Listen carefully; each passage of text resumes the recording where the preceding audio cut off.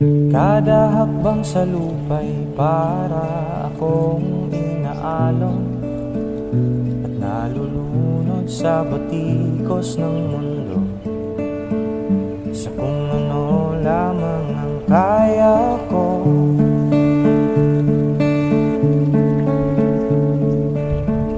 Higang-higa na sa mga problemang di masolusyonan agad, parang wala nang bukas. Pwede bang umiwas? Hinahanap ang sarili ngunit di nakakayanin sa ligaw na dinadaanan ko. Sana to patungo, sana ko